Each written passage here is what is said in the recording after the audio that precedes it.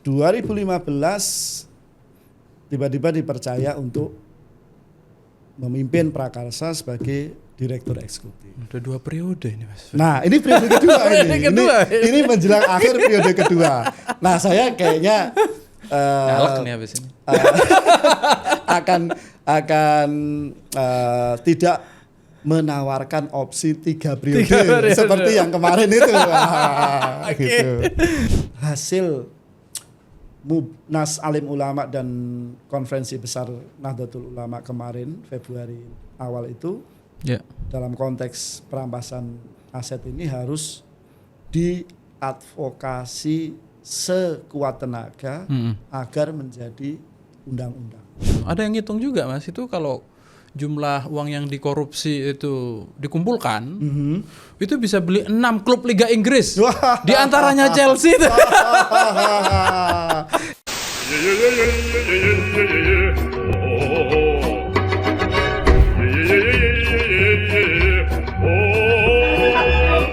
Halo, assalamualaikum warahmatullahi wabarakatuh. Jumpa lagi dengan saya Ahmad Rozali dalam acara Peci dan Kopi. Kita akan ngobrol dengan salah satu tokoh muda di lingkungan NU yang dia extraordinary. Terus kemudian pathway karirnya extraordinary. Walaupun statnya sama dengan kebanyakan kita, cuman pada in the end of the day di akhir-akhir ini di usia yang sekitar 40-an akhir ini memiliki performance atau appearance yang relatif berbeda, yang saya kira ini layak dibawa ke tengah-tengah kita untuk mengenal lebih dalam dan apa yang dia lakukan, bagaimana perjalanannya hingga kemudian apa yang dilakukan akhir-akhir ini. Karena kemarin beliau ini ngelit diantaranya adalah dorongan PBNU, dia mengamplifikasi kembali hasil dari pertemuan-pertemuan salah satu rekomendasi NU yang dilahirkan di Munas terakhir soal yang sangat penting yang berkaitan dengan negara tercinta kita, kasus-kasus yang terjadi belakangan ini. Nah, mari kita sambut bersama Mas Maftuhan. Assalamualaikum Mas. Waalaikumsalam Mas Rozali. Terima kasih diundang ke sini. Oke. Ini kehormatan nih bagi saya ini. Terima kasih Mas sudah hadir. Sudah menyempatkan waktu untuk ngobrol-ngobrol.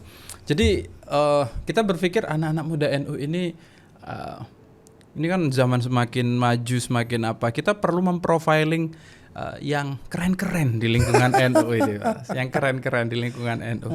Dan setelah kami lakukan survei di lingkungan kantor kami, Mas Maftuhan ini salah satu dari sejumlah kader muda NU yang ini layak ini untuk kita ini jalannya keren juga ini kan gitu. Biar teman-teman ini nggak gelap-gelap banget gitu loh Mas melihat masa depan itu. Gitu ya. Kayaknya kayak gitu bisa juga nih. Gitu. Oke, Mas Maftuhan, sebelum kita kemarin kan sempat rame-rame kayaknya ngelit di Lakpesdam ya soal RUU perampasan aset. Ya. Nah, itu akan kita bahas. Cuma untuk keren menjadi Mas Maftuhan nih kira-kira nih. Kita pengen tahu dulu nih perjalanannya, terus kemudian apa sih yang dilakukan ketika muda, steppingnya dan seterusnya. Bisa nggak Mas diceritain dulu nih buat kita, Mas Maftuhan itu lahir di mana, dalam kondisi yang seperti apa? Maksudnya lingkungannya waktu itu, value-nya misalnya. Silakan Mas. Oke, terima kasih Mas Rozali. Saya sebenarnya lahir dari lingkungan yang ordinary. Ya, artinya ya tidak beda jauh dengan kebanyakan orang, tidak beda jauh dengan kebanyakan santri pada umumnya. Ya, saya lahir dari lingkungan santri, jadi by blood itu ya nggak bisa menghindar bahwa saya bagian dari keluarga besar Nahdlatul Ulama. Keluarga dari nenek kakek ya dulu bagian dari NU, bahkan kakek itu salah satu laskar Hizbullah zaman agresi Belanda 1 dan 2. Lalu kemudian adik-adik saya juga guru ngaji, ya kan. Lalu kemudian orang tua saya juga guru, ya, di madrasah. Jadi ya sejak lahir sudah santri. Di mana, Mas? Saya lahir di Pati, ya di Pati Utara. Pesisir berarti Desa Semerak, Kecamatan Margoyoso. Itu tetangga desanya Mas Ulil Absor Abdallah. Tetangga desanya. Jadi banyak juga keluarga saya yang tidak jauh rumahnya dari rumahnya Mas Ulil. Lalu kemudian saya menempuh pendidikan dasar itu SD negeri hanya sampai kelas 2. Hanya sampai kelas 2 SD negeri. Lalu kemudian saya pindah madrasah ibtidaiyah. Ya kan? Jadi saya setelah madrasah ibtidaiyah itu kemudian ya sesuai dengan tradisi di keluarga santri ya, ke madrasah sanawiyah. Ya kan? Dan setelah itu juga tidak jauh dari tradisi masyarakat santri pada umumnya, sekolah di madrasah aliyah. Semuanya swasta. Ya kan? Semuanya swasta. Nah, baru kemudian ketika kuliah saya kuliah di UIN Sunan Kalijaga. Ya. Tahun 99. Sebenarnya saya lulus madrasah aliyah itu 98. Tapi karena memang waktu itu tidak punya rencana yang jelas. Setelah lulus aliyah itu mau kuliah atau tidak, ya. Maksudnya tidak kuliah itu nerusin di pondok atau kuliah itu masih gampang lah. Kita mikirnya itu ya seperti santri pada umumnya ya. Kami di keluarga juga kayak tidak ada semacam pressure gitu. Kewajiban. Ya, pressure untuk harus kuliah, kan? Ya orang tua saya juga membebaskan, mau mondok lagi ya monggo, mau kuliah ya monggo. Akhirnya setelah saya pikir-pikir, setelah extend lebih kurang 1 semester di pondok setelah lulus aliyah, kok teman-teman saya yang kuliah kayaknya seru gitu. Kan kayaknya seru gitu loh. Akhirnya saya merancang untuk kuliah. Terus kemudian saya daftar di beberapa kampus. Saya waktu itu target pertama nih sebenarnya, bukan di IAIN Jogja, tapi di UNS Solo. Di Solo, di UNS. Saya ikut UMPTN. Tapi kayaknya memang tidak berjodoh. Di ujian UMPTN hari pertama saja saya itu tes sudah telat. Ya. Jadi saya tinggal di kos-kosannya senior saya di dekat kampus UNS Jebres.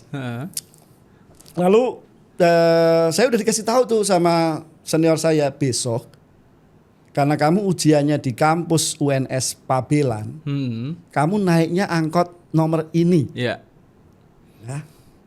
Dasar saya tidak patuh ya. Dari kecil yang penting nyampe tujuan gitu. Begitu saya lihat angkot yang ada tulisannya Pabelan, saya naik aja. Nggak memperhatikan nomornya. Nggak memperhatikan nomor. Memang sampai Pabelan, tetapi telat hampir 35 menit lah. Ya. Akhirnya saya masuk ke ruangan itu, semua mata peserta ujian UMPTN itu ngelihat ke saya. Dan pengawasnya pun heran. Loh, kamu mau ikut ujian? Ya Pak, ini nomor saya. Loh, ini sudah telat sekian lama ini. Ya nggak apa-apa Pak. Kamu yakin bisa ngerjakan? Ya bismillah aja. Jadi itu sudah membuat semua kacau lah. Pikiran saya juga kacau. Akhirnya ya kita ngerjain ala kadarnya, semampunya, dan ya sudah bisa ditebak. Akhirnya nggak lulus. Lalu kemudian atas saran teman yang sudah kuliah terlebih dulu di IAIN Jogja, udah di IAIN Jogja aja. nggak kalah seru kok, nggak kalah hebat. Ya sudah, akhirnya saya daftar di UIN Sunan Kalijaga. Waktu itu namanya masih IAIN, Institut Agama Islam Negeri Sunan Kalijaga. Setelah itu saya menunggu hasil. Zaman itu belum ada internet. Ya. Zaman itu hanya mengandalkan surat pemberitahuan dari kampus yang dikirim ke rumah masing-masing dan berita di koran. Oke. Ya. Sementara saya tinggal di Pati, sulit untuk mengakses koran lokal Jogja kan. Akhirnya saya hanya menunggu surat pemberitahuan dari kampus yang dikirim ke kampung. Nah, teman saya yang ujian bareng saya bilang, saya udah dapat surat, tapi saya diterima di pilihan ketiga. Teman saya ini lebih pintar dari saya, ya, lebih jago dari saya, nilai EPTANASnya lebih tinggi dari saya. Saya ciut nyalinya, teman saya aja terima pilihan ketiga, nah apalagi saya kan gitu. Nah kemudian saya tanya ke sekretaris desa, ternyata ada surat pemberitahuan itu di kelurahan. Ternyata sama posnya itu nggak mau diantar ke rumah, gampang aja ditaruh di kantor kepala desa. Nah saya akhirnya ambil. Setelah saya ambil di depan kantor kepala desa itu benar-benar saya buka, terus kemudian saya lihat, lah kok ternyata saya malah keterima di pilihan pertama. Nah, kan? Nah itu menjadi penyemangat pertama itu, ya semacam tipping pointku itu. Berarti nggak buruk-buruk amat nih aku secara akademik gitu kan, gitu loh. Nah kayak ini bisa menjadi tipping point nih bagi perjalanan hidupku ke depan. Akhirnya saya keterima pilihan pertama, saya milih jurusan Jinayah Siasah. Syariah, Fakultas Syariah. Itu kira-kira jurusan tata negara lah kalau sekarang itu, tata negara.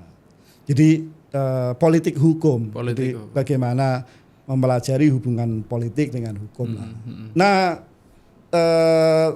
singkat cerita, Fakultas Syariah itu kan fakultas favorit ya di IAIN, itu fakultas favorit. Jadi saya baru tahu juga setelah masuk, dan kemudian saya makin optimistik bahwa bisa juga nih kayaknya saya gitu. Nah, akhirnya ya kuliah di IAIN Jogja, dan saya kuliah itu mungkin tertib hanya sampai semester 3 atau 4. Kenapa itu, Mas? Karena saya kenal banyak orang ya di lingkungan aktivis mahasiswa, baik di IAIN Jogja maupun di kampus lain, ya di UGM, di UMY, di Atmajaya dan lainnya, yang kemudian saya terseret oleh aktivisme, terseret oleh aktivisme. Jadi kuliah rasa-rasanya kurang memenuhi hasrat ya keilmuan. Sama Mas. Hasrat keilmuan tuh kayaknya kurang gitu loh. Ya. Akhirnya kuliah lebih sering konflik sama dosen, ya. Misalnya telat masuk, terus dosennya sebel, saya diusir dari kelas, ya berapa kali terjadi lah, kan itu loh. Terus kemudian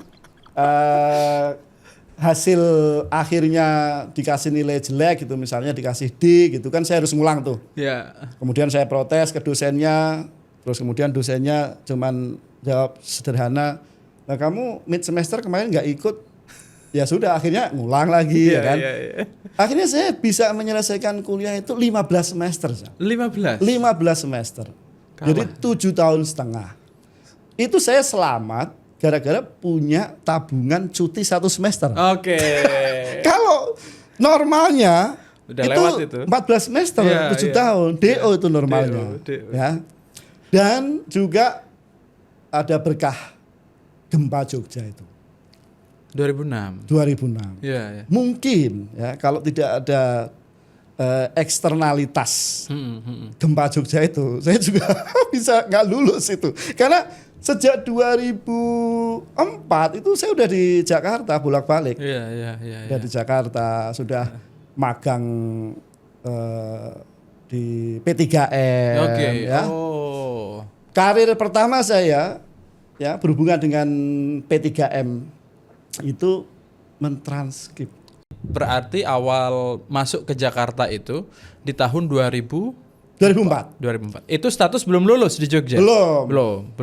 Tapi sebenarnya saya ke Jakarta itu mulai ya tahun 99. Semester 1 itu saya udah ke Jakarta. Oke. Sudah ikut demonstrasi di Kejaksaan Agung. Oke. Menginap. Oke. Waktu itu jaksanya Marzuki Darusman. Oke. Waktu itu kami menuntut penanganan kasus-kasus KKN di era Presiden Soeharto. Dan waktu itu saya masih merasakan bagaimana dukungan publik atas gerakan mahasiswa itu masih sangat tinggi. Ya, buktinya itu makanan, minuman itu tidak pernah habis pada saat kami. Itu masyarakat yang ngasih. Demo, masyarakat yang ngasih. Wow. Ya, makanannya tidak kaleng-kaleng, Zal. Nasi kotak, nasi padang, ya kan? Minuman kemasan, ya kan? Ya itu. Saya masih merasakan bagaimana dukungan publik kepada gerakan mahasiswa untuk menuntaskan kasus-kasus KKN, korupsi, kolusi, nepotisme di era Soeharto itu sedemikian tinggi. Artinya kesadaran publik itu tinggi sekali ya waktu itu ya? Sangat tinggi. Ya, partisipasi publik untuk perubahan itu sangat tinggi. 99 lalu kemudian ya beberapa kali ke Jakarta ikut acara-acara. Lalu kemudian mulai intens itu 2004. Nah itu tadi saya bergabung dengan organisasi gerakan mahasiswa yang namanya Front Perjuangan Pemuda Indonesia yang memang menjadi semacam konsolidasinya organisasi-organisasi aksi reformasi 98 dari berbagai kota di seluruh Indonesia. Yeah. Nah disitulah saya kemudian mulai mengenal lembaga swadaya masyarakat. Kenalah dengan P3M, kenalah dengan Lakpesda, kenalah dengan LP3ES, dan seterusnya. Yaitu tadi saya mulai karir itu dengan menjadi transkriber rekaman diskusinya para tokoh-tokoh bangsa. Saya masih ingat itu, mentranskrip diskusinya Pak Masdar Farid Masudi dengan almarhum Pak Dawam Raharjo, dengan tokoh-tokoh lain lah. Sehingga saya terpapar isu-isu kontemporer. Dan detail, ya, tidak hanya seperti baca koran lah. Nah di situ kemudian saya terpacu untuk memfollow up kerja-kerja aktivisme gerakan mahasiswa itu ke kerja-kerja yang lebih sistematis. Kalau gerakan mahasiswa kan nggak sesistematis itu kan. Gerakan mahasiswa kan hanya respon isu-isu aktual, isu-isu harian kan itu. Ya meskipun sudah mulai ada upaya-upaya yang lebih strategis tapi tetap terbatas lah. Masih tetap sebagai gerakan mahasiswa. Akhirnya saya tertarik untuk mendalami isu-isu yang lebih detail melalui lembaga swadaya masyarakat, melalui lembaga kajian. Ya akhirnya keterusan. Ya, terus kemudian saya mulai mengisi diskusi di berbagai kota, ke Sulawesi, kemana-mana lah kan gitu ya. Macam-macam. Nah, akhirnya kuliah makin keteteran. Itu nyaris bablas itu. Nyaris bablas. Akhirnya bisa lulus dan saya masih ingat betul itu dulu dekan Fakultas Syariah IAIN Jogja itu kan Pak Malik Madani. Oh, masih Pak Malik. Pak Malik Madani. Ketika saya mau minta tanda tangan ke beliau untuk izin munakosah istilahnya itu sidang akhir. Beliau itu ngeledek saya, loh, saya kira kamu sudah DO. Bapak balik. Ya. Saya kira kamu sudah DO. Oh, akhirnya kamu mau ujian ya. Alhamdulillah. Ya sudah. Ya, segera. Dan disitulah kemudian saya kayak terbebas gitu dari beban moral gitu untuk tidak DO gitu. Ya. Dan itu menurut saya juga semacam tipping point kedua itu bahwa ya saya harus meneruskan. Saya harus meneruskan. Kalau boleh tahu IPK-nya berapa waktu? Saya lumayan, Jal. Oh ya. IPK saya 3,10, Jal. Ini harus itu lumayan achievement lah, itu, Pak. Achievement. Jadi itu. Not bad lah. Not bad itu, Pak. Tidak 2 koma lah. Tidak. IPK saya 3,10. Ya, jadi masih 3. Oke. Jadi teman-teman, ini angkatan lama lulusnya IPK 3 itu top itu. Itu top. Karena eranya lebih banyak di luar, sudah tahu banyak aktivitas di luar dan seterusnya ya. Terus jaringan di Jakarta sudah menyeret ke Jakarta. Ya. Nah, lalu lanjut nih Mas. Lanjut. Ini udah meninggalkan Jogja terus kemudian beraktivitas di Jakarta. Itu saat ini kan menjadi direkturnya Prakarsa. Ya. Nah, direktur Prakarsa sebuah lembaga NGO yang banyak sekali bicara kebijakan publik, terus kemudian banyak sekali kalau kita lihat risetnya, paper-paper yang dipublikasi, tulisan-tulisannya ada di situ. Nah, itu dari P3M ke Lakpesdam itu ada berapa lembaga atau apa? Jadi di P3M dan Lakpesdam itu tidak sebagai staff ya. Jadi ya hanya semacam volunteer lah. Volunteer. Lalu kemudian setelah saya lulus kuliah itu, untuk kali pertamanya saya bekerja sebagai staff yang full time. Itu justru dengan lembaga kerjasama pembangunan pemerintah Jerman yang bernama GIZ. GIZ ya. Oh, di GIZ ya. Itu tahun saya karir pertama di GIZ itu awal 2007. Oke, 2007. Kira-kira bulan Februari.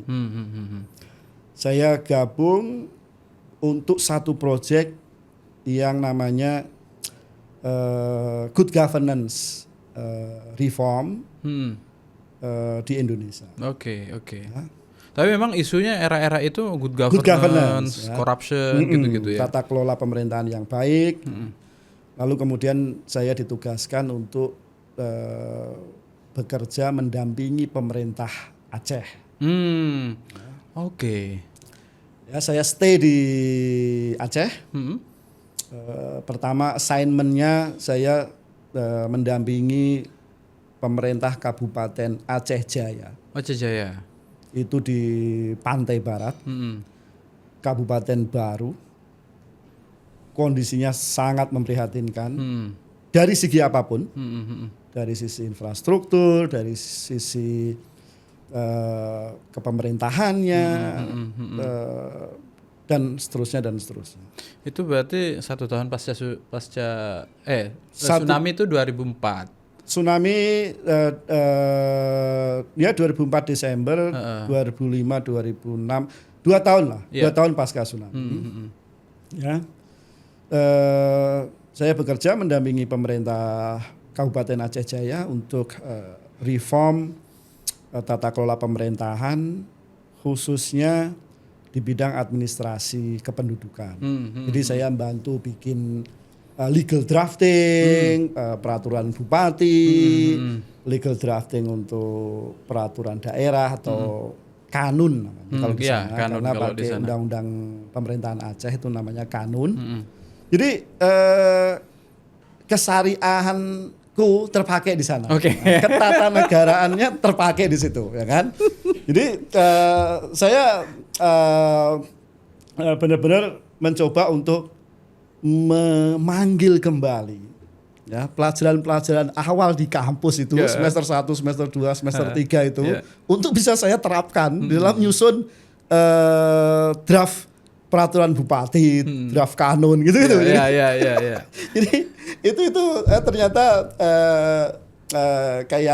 kayak hukuman gitu. Kamu kemarin kuliah nggak beres, ini dikasih tantangan untuk ngerjain sesuatu yang berhubungan dengan major jurusanmu dulu. Nah, akhirnya di situ terus kemudian karena dianggap berhasil, saya dipindah, di-assign ke pemerintah provinsi Aceh. Jadi mendampingi pemerintah provinsi Aceh untuk good governance, khususnya di perbaikan tata kelola administrasi kependudukannya, sehingga saya makin confident bahwa ya kontribusi setelah aktivisme mahasiswa ya mungkin di kerjaan-kerjaan seperti inilah. Ya. Jadi 2 tahun di sana, setengahnya bekerja, setengahnya menepi karena memang sepi. Ya, saya jauh dari lingkungan teman-teman, ya nggak bisa nongkrong lagi dengan teman-teman yang sebelumnya sering nongkrong dan seterusnya. Lalu saya memutuskan untuk kembali ke Jakarta. Baru di Jakarta sekitar 2 bulan saya ditelepon kembali oleh kantor GIZ di Aceh untuk kembali ke Aceh. Saya sempat galau itu. Ya, karena iming-imingnya dahsyat. Apa itu? Nanti gajinya akan didobelkan dari gaji yang sebelumnya. Dan semua teman saya itu mendukung. Wah, ambil, itu bagus itu. Tapi saya di saat proses negosiasi itu juga sedang apply ya sebagai staf di Prakarsa yang sekarang saya pimpin ini. Saya galau. Lalu kemudian di tengah-tengah itu tiba-tiba saya mendapatkan pemberitahuan dari Prakarsa bahwa saya diterima sebagai staf Prakarsa. Lalu dengan salary ya di bawahnya GIZ. Di bawah yang ditawarkan di GIZ. Jadi saya berjudi waktu itu. Ya, saya berjudi, benar-benar berjudi. Saya memilih Prakarsa dengan gaji yang jauh di bawah GIZ. Lalu kemudian saya tidak mendapatkan dukungan dari banyak teman. Meskipun ada beberapa yang mendukung pilihan saya untuk kembali ke Jakarta. Akhirnya saya by feeling aja, ya udahlah, saya memilih Prakarsa. Saya memilih Prakarsa, tentu dengan konsekuensi tadi itu, benefitnya drop, berkurang. Benefitnya drop, ya kan? Itu di Prakarsa berarti mulai 2009. Bulan Februari. 2009, sekarang 2025. Sekarang 2025. Jadi cukup panjang. Panjang sekali itu. Panjang. Kenapa panjang? Karena saya menikmati. Sangat menikmati pekerjaan saya. Dan saya pada titik ini justru punya kekhawatiran jangan-jangan nanti saya terjebak di zona nyaman. Zona nyaman. Iya. Ya. Nah, tapi saya juga punya timeline. Ya. Mulai kerja di Prakarsa, saya di-assign sebagai officer untuk tema The Role of State.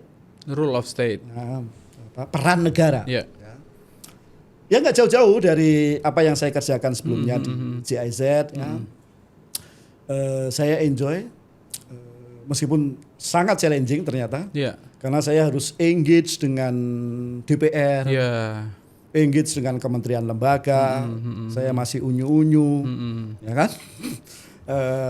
Akhirnya ya saya jalani dengan sepenuh hati, dan tantangan pertama yang kemudian saya membuat saya yakin bahwa saya bisa mengambil peran ini adalah ketika saya berhasil membawa 3 anggota DPR RI untuk studi banding tentang peran Parlemen Nasional dalam pelaksanaan Millennium Development Goals atau MDGs. MDGs waktu itu ya? Ke Parlemen Filipina. Oh, ke Filipina. Nah, saya membawa 3 anggota DPR RI dari lintas fraksi ya. Dari fraksi Golkar ada 1, fraksi Demokrat waktu itu Demokrat sebagai ruling party, ya, partai penguasa. Terus kemudian yang 1 dari fraksi PKS. Nge-range ya meeting, semua meeting di sana. Ya, meeting kuncinya kan dengan Parlemen Filipina. Tambahannya meeting dengan Kementerian Keuangan Filipina, meeting dengan Kementerian Perencanaan Filipina, Bapenasnya lah ya. Bapenasnya Filipina, dengan beberapa think tank di Filipina dan seterusnya. Ya untung organisasi Prakarsa punya network yang kuat di sana. Cukup kuat di sana. Ya. Tapi semua harus saya yang handle. Ya. Itu tantangan paling berat di awal dan alhamdulillah ya mission accomplished dan disitulah untuk kali pertama dalam hidup saya ketemu Imelda Marcos. Imelda Marcos itu istrinya dari Presiden Marcos. Presiden Marcos yang sangat serem itu di Filipina ya. Dan Imelda Marcos seperti yang kita ketahui terkenal dengan koleksi sepatunya ya, yang ribuan itu. Ribuan. Ya. Dia sebagai anggota parlemen waktu itu. Karena kami disambut secara resmi di sidang resminya mereka, terus kemudian beberapa leader di parlemen Filipina itu nyalamin kami, greeting ke kami. Pada saat itu selain Imelda Marcos, nama-nama besar yang dikenal dunia yang juga duduk sebagai anggota parlemen Filipina itu adalah petinju top dunia, Manny Pacquiao. Nah, dia itu ikut nyambut juga. Ya, dia sebagai anggota parlemen pertama Manny Pacquiao sebagai anggota parlemen. Terus kemudian nama lain yang terkenal adalah Arroyo. Macapagal Arroyo, mantan presidennya Filipina yang kemudian jadi anggota parlemen. Jadi kemudian dari pengalaman itu saya jadi makin terbuka bahwa ya mungkin ini jalan, nggak salah pilih nih. Jalan saya dan ya let's do it. Let's do it. Akhirnya keterusan sampai 16 tahun nih. Iya, lalu kemudian 2015 tiba-tiba dipercaya untuk memimpin Prakarsa sebagai direktur eksekutif. Udah 2 periode ini Mas. Nah ini periode kedua ini menjelang akhir periode kedua. Nah saya kayaknya galak nih habis ini. akan tidak menawarkan opsi 3 periode seperti yang kemarin itu. Gitu. Jadi saya cukup 2 periode lah. Kalau 3 periode khawatir di zona nyaman nanti. Ya, selain itu nanti kita disama-samain. Yang kemarin nawarin 3 periode gitu. Ya. Oke. Nah, terus kemudian saat ini kan selain secara profesional di Prakarsa juga ada di Lakpesdam. Dengan background ketersinggungan irisan sudah selama itu ya sebenarnya ya.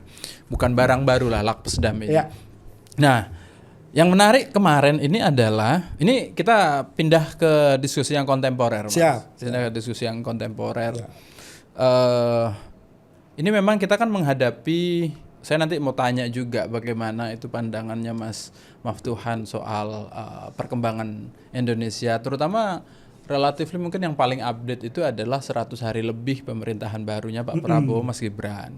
Nah, kenapa pertanyaan itu penting keluar? Karena kemarin jenengan baru memimpin Lakpesdam atau menjadi spokespersonnya di Lakpesdam yang mendorong pengesahan rancangan undang-undang perampasan aset hasil tindak pidana. Itu ramai sekali dibicarakan, ramai sekali, banyak media yang mengangkat itu, conference itu. Nah, pertanyaannya adalah apa yang menjadi latar belakang itu, Mas? Apakah juga termasuk misalnya kaitannya dengan kasus korupsi yang belakangan ini marak sampai ribuan triliun ada di Pertamina, lalu ada di apa. Kira-kira banyak kritik di situ dan apa nih kaitannya dengan dorongan untuk mengesahkan RUU itu? Pertama, kita harus menempatkan korupsi, kolusi, nepotisme itu sebagai kejahatan extraordinary, kejahatan yang luar biasa. Dari situ maka dibutuhkan juga langkah-langkah yang extraordinary, langkah-langkah yang luar biasa untuk pemberantasan KKN ini. Nah, saya melihat bahwa kita sudah punya langkah yang luar biasa. Sebagai negara bangsa kita membentuk KPK, Komisi Pemberantasan Korupsi, itu sebagai salah satu bukti bahwa Indonesia sedang bergerak untuk melakukan upaya-upaya luar biasa di dalam pemberantasan KKN. Tapi kita juga tahu dalam perjalanannya eksistensi KPK juga selalu menghadapi tantangan, kan? Dulu ada kasus yang namanya cicak buaya, ya, kriminalisasi pimpinan KPK. Ya, lalu kemudian terakhir kemarin ada revisi undang-undang KPK yang dianggap melemahkan KPK, dan seterusnya. Nah, agenda pemberantasan korupsi di Indonesia meskipun sudah mengalami kemajuan, tetapi dalam pandangan saya belum mencapai ekspektasi yang diharapkan oleh publik. Apa ekspektasi? Ekspektasi yang diharapkan publik adalah angka korupsi makin turun signifikan. Ya, misalnya indeks persepsi korupsi makin rendah misalnya, ya.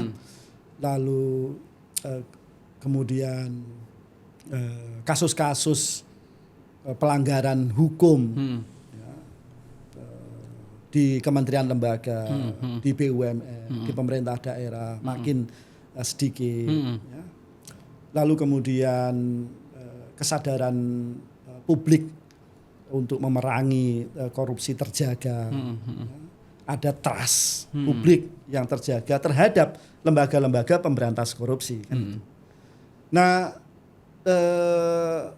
akhirnya ini kayak semacam situasi yang kita tidak bisa ngalah.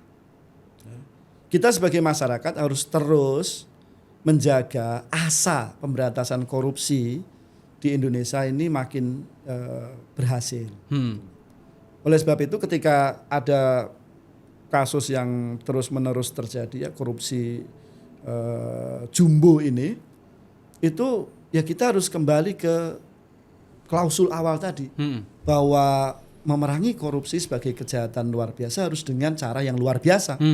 Nah, setelah kita menghadapi tantangan, ya, pelemahan KPK, kriminalisasi pimpinan KPK dan seterusnya, itu kita butuh satu lagi, ya, upaya extraordinary, yaitu dengan cara memiliki undang-undang perampasan aset hasil tindak pidana.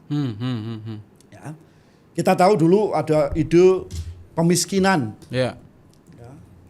Pemiskinan koruptor, biar ada efek jera, biar calon-calon orang yang mau korupsi tidak jadi korupsi.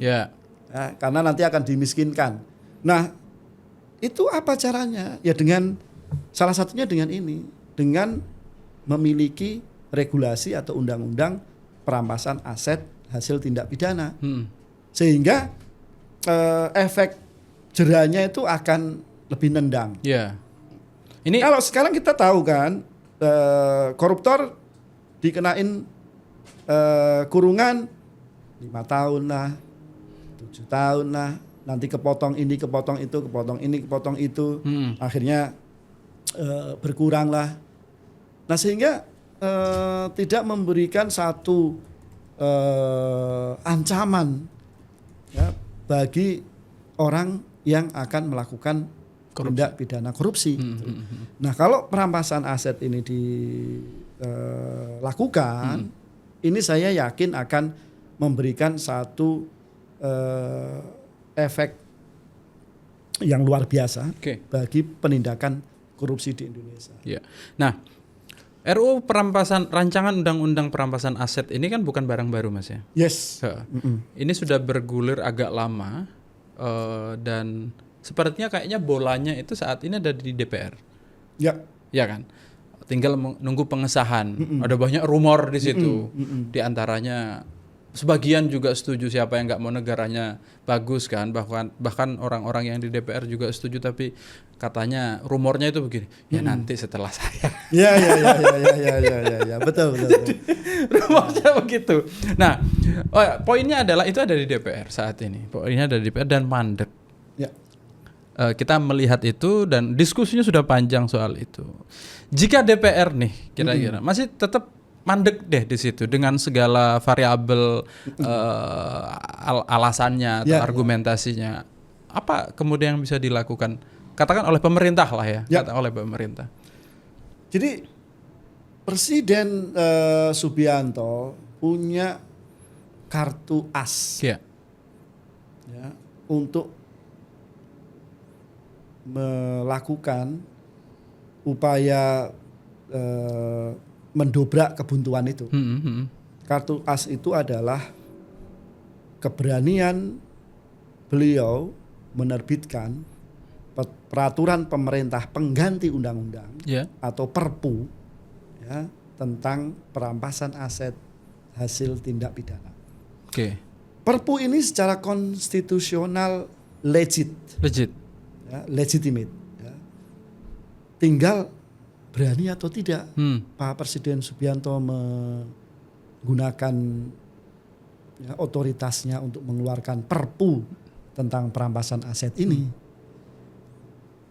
Kalau kita dengar ceramah-ceramahnya Presiden Subianto di berbagai forum, saya akan memberantas korupsi dengan sekuat tenaga, tanpa pandang bulu, bla bla bla bla bla, ya.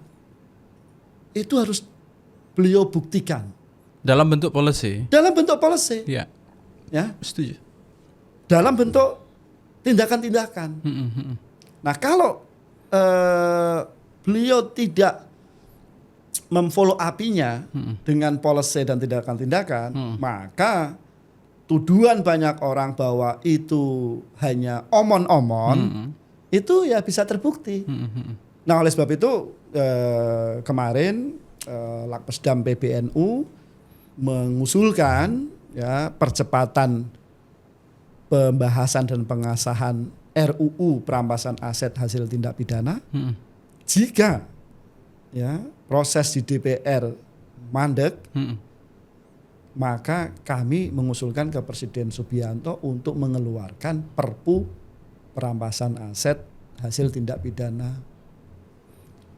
Itu akan menjadi game changer bagi upaya pemberantasan tindak pidana korupsi, kolusi dan nepotisme di Indonesia. Betul. Apakah ini tidak ada semacam landasannya di tingkat internasional? Ada. Ya.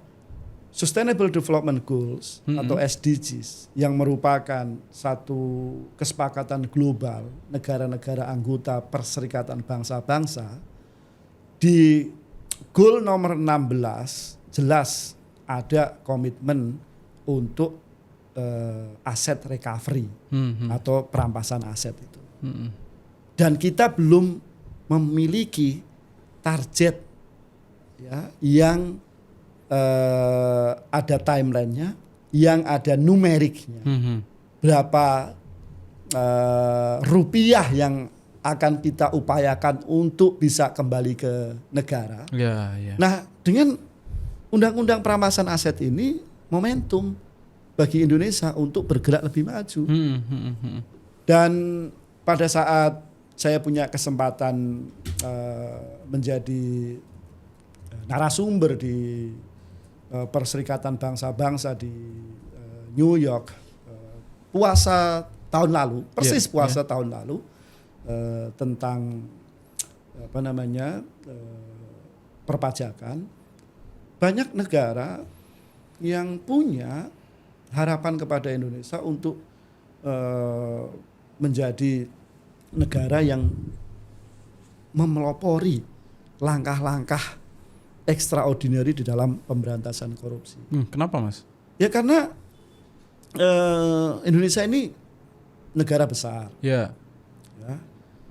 Dan kita tahu negara-negara besar di belahan bumi lain juga sedang mengalami permasalahannya masing-masing yang juga pelik. Nah, kalau Indonesia ya, bisa menjaga tracknya sebagai negara yang dianggap punya capaian kemajuan yang luar biasa pasca ya, reformasi 98, ini terus menjaga tracknya ya, untuk perbaikan-perbaikan, ini akan menjadi influence bagi negara-negara lain, khususnya negara-negara di selatan, untuk juga mengikuti. Karena apa yang dulu kita lakukan di zaman awal-awal kemerdekaan dengan konferensi Asia Afrika, Bandung Declaration, lalu beberapa inisiatif yang kita lakukan di periode-periode kekinian itu selalu menginspirasi banyak negara. Iya. Jadi kalau Indonesia melakukan ini sekarang bisa jadi juga menginspirasi teman-teman negara-negara lain. Harus diingat, pembahasan Sustainable Development Goals mulai tahun 2013 ya, sebagai pengganti dari Millennium Development Goals yang akan berakhir tahun 2015 pada saat itu posisi Indonesia saat itu masih dipimpin oleh Presiden Susilo Bambang Yudhoyono, itu sebagai salah satu co-chair ya, untuk pembahasan agenda pembangunan berkelanjutan di bawah PBB. Selain Indonesia, co-chairnya adalah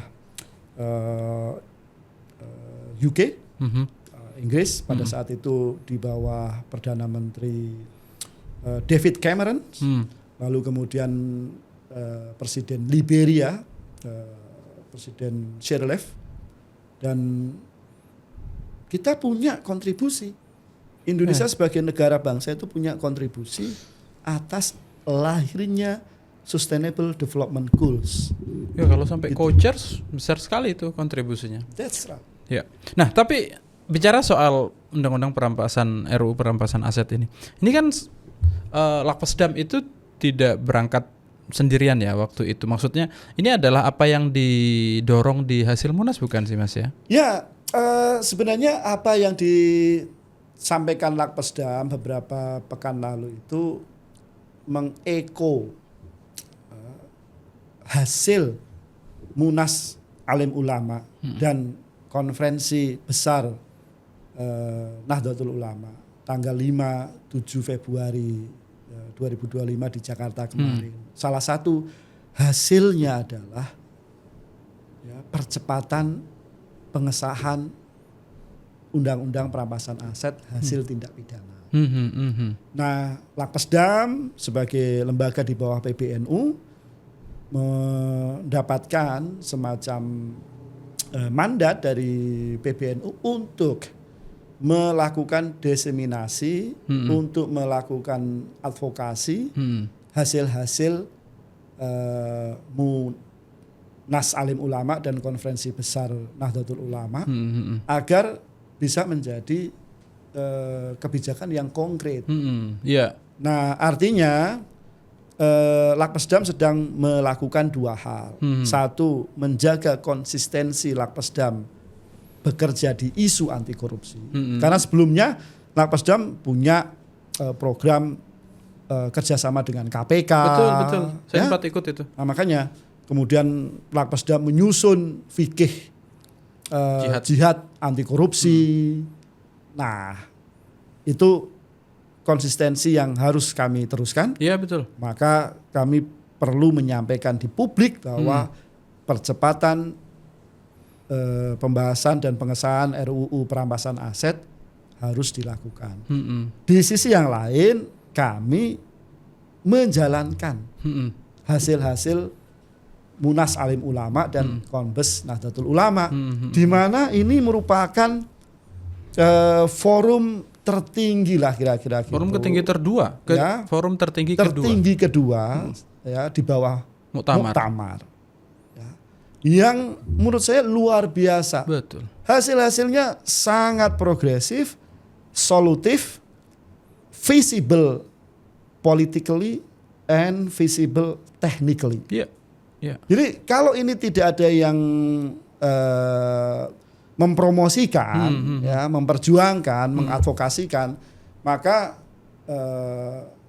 kita akan hanya memiliki dokumen saja. Ya, betul. Ya, yang tidak bisa kita translate menjadi kebijakan. Ini kan pertanyaannya bukan bisa atau tidak sebenarnya, mau atau tidak. Ya, saya yakin kalau Nahdlatul Ulama sudah bersuara. Iya. Ya biasanya cukup diperhatikan oleh pemerintah.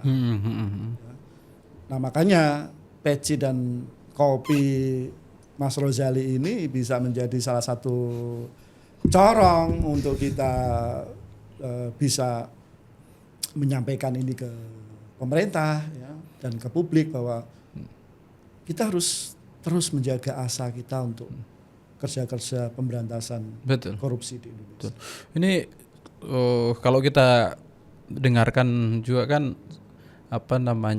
masalah korupsi ini sangat berkaitan erat dengan hadirnya investasi di Indonesia kan Mas ya.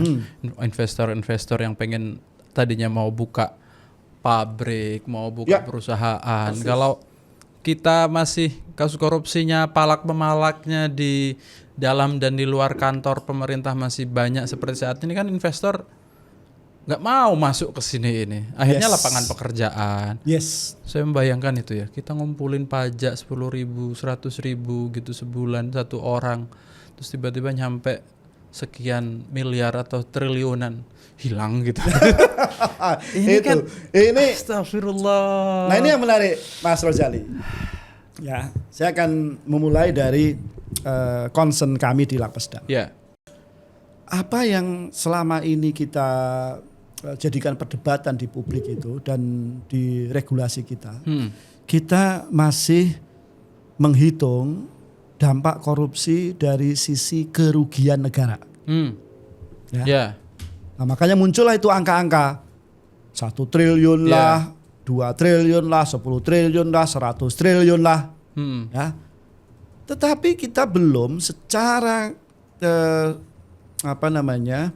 sungguh-sungguh melakukan penghitungan dampak korupsi terhadap kesejahteraan rakyat. Oh iya Mas, itu Mas, saya itu terdampak betul itu. Nah, semua orang terdampak. Makanya, ya. Nah, makanya kenapa kasus korupsi di anak perusahaannya Pertamina kemarin itu begitu relate dengan masyarakat, begitu luar biasa mendapatkan respon dari masyarakat, karena terdampak langsung. Ya, mesin motornya cepat rusak, mesin mobilnya cepat rusak, ya itu kan dampak langsung. Iya, betul. Nah, kalau yang tidak ada dampak langsungnya biasanya setelah seminggu heboh di media terus menguap hilang, kita juga nggak concern. Nah, makanya yang perlu kita ketengahkan, ya, bagaimana kita melakukan penghitungan lah dampak korupsi X terhadap kesejahteraan masyarakat. Siapa yang melakukan? Ya saya belum tahu. Tapi itu perlu dilakukan. Perlu. Nah, yang lain ya terkait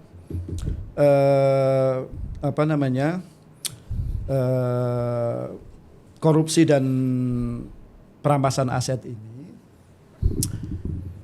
itu kita akan mendapatkan satu modal ya, secara legal, secara yuridis, bahwa aset pelaku korupsi bisa disita tanpa harus menunggu waktu yang lama, misalnya menunggu inkrah. Ya. Karena kalau menunggu inkrah itu berpotensi dilakukan proses money laundering. Ya. Nah, ini yang menjadi penting kenapa perampasan aset ini sangat diperlukan gitu. Kalau money laundering akan lebih sulit untuk dikejar. Oke, what next-nya Mas? Saya rasa kita sebagai warga, kita sebagai anggota Jamiah Nahdlatul Ulama perlu terus menggaungkan ini di publik. Pertama tentu saja mengkampanyekan bahwa concern publik terhadap pemberantasan korupsi jangan pernah kendor. Apapun kondisinya jangan pernah kendor. Karena kalau masyarakat kendor, maka koruptor akan makin senang. Kita jangan kasih kendor. Apalagi sampai ada pemakluman nanti misalnya. Apalagi sampai pemakluman. Kedua, langkah-langkah praktikal juga perlu kita lakukan. Misalnya, ya kalau kita punya hajat sosial, ya jangan sering-sering minta dukungan ke politisi atau pengusaha yang terindikasi merupakan politisi dan pengusaha hitam, ya kan? Sehingga ya kita bisa menjaga jarak dan memberikan hukuman sosial kepada mereka. Nah, yang ketiga, hasil Munas Alim Ulama dan Konferensi Besar Nahdlatul Ulama kemarin Februari awal itu, dalam konteks perampasan aset ini harus diadvokasi sekuat tenaga agar menjadi undang-undang. Caranya gimana? Ya caranya bisa direct engagement ke presiden. Yang kedua, indirect engagement dengan cara melakukan pendekatan ke para pihak yang punya suara ke presiden, yang didengar oleh presiden, kira-kira gitu. Lalu ditambah dengan kampanye publik yang masif. Nah, saya apresiasi banget ke podcast Peci dan Kopi yang dikelola oleh Mas Rozali ini mengangkat isu perampasan aset hasil tindak pidana ini. Karena ini kita sedang menjaga asa bahwa Indonesia bisa bersih dari korupsi. Dan investasi masuk itu memang sangat dipengaruhi oleh bersih dan tidaknya suatu negara. Betul. Ya, World Economic Forum itu menempatkan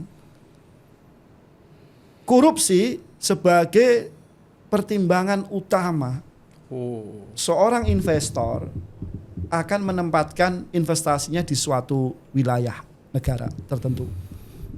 Kedua, kompleksitas birokrasi. Ya, ketiga kepastian hukum. Baru keempat kelima itu insentif. Baik insentif fiskal maupun insentif non fiskal. Nah, tapi pemerintahan kita selalu menempatkan insentif fiskal dan insentif non fiskal sebagai menu utama yang ditawarkan ke calon-calon investor. Ya akhirnya investor nggak datang-datang karena sebenarnya bukan itu yang mereka paling harapkan. Yang mereka paling harapkan adalah korupsi rendah, birokrasi makin baik, melayani, tidak ada hengki-pengki dan seterusnya. Lalu kemudian kepastian hukum ditegakkan. Kalau itu kita bisa beresin, kita tidak usah promosi terlalu berbusa-busa. Investor akan datang ke Indonesia. Karena kita punya sumber daya yang melimpah, karena kita punya sumber daya manusia yang juga melimpah. Betul. Dan itu sebagai pekerja akan memudahkan investor, sebagai market itu juga akan menggiurkan bagi investor karena barang yang akan dia produksi akan dibeli oleh market yang besar ini. 280 juta jiwa. Ya, itu yang harus kita pertimbangkan. Insentif fiskal, tax holiday, lalu kemudian pembebasan pajak ini, pajak itu, lalu kemudian insentif non fiskal misalnya dibikinin jalan dan seterusnya. Itu penting, tetapi jangan ditempatkan di urutan pertama. Yang harus ditempatkan di urutan pertama adalah pemberantasan praktek korupsi baik yang dilakukan oleh aparat maupun oleh masyarakat melalui tadi itu underground ekonomi. Pabrik didatengin oleh preman, ya, dipalak. Itu juga bagian dari perilaku koruptif. Dan pemerintah juga harus tegas menindak itu. Lalu kemudian birokrasi kita harus lebih melayani, ya, dan kepastian hukum. Kalau investasi masuk, ya pekerjaan akan tersedia. Kalau pekerjaan tersedia, maka kesejahteraan juga akan tercipta. Daya beli menguat. Peningkatan ekonomi bisa di atas 5%. Pasti. Itu caranya. Gitu. Ada yang ngitung juga, Mas, itu kalau jumlah uang yang dikorupsi itu dikumpulkan, itu bisa beli 6 klub Liga Inggris. Di antaranya Chelsea itu. Ya. Loh, Chelsea itu nggak mahal-mahal banget. Nggak mahal-mahal banget makanya. Paling sekitar kalau dirupiahkan 60 triliun paling. Nah makanya itu kalau Pertamina itu kan dua kali ya. Beli 3 Chelsea bisa itu. Coba kan. Chelsea by Garuda, Chelsea by Telkomsel. Wah, itu kan dahsyat. Dibeli sama BUMN.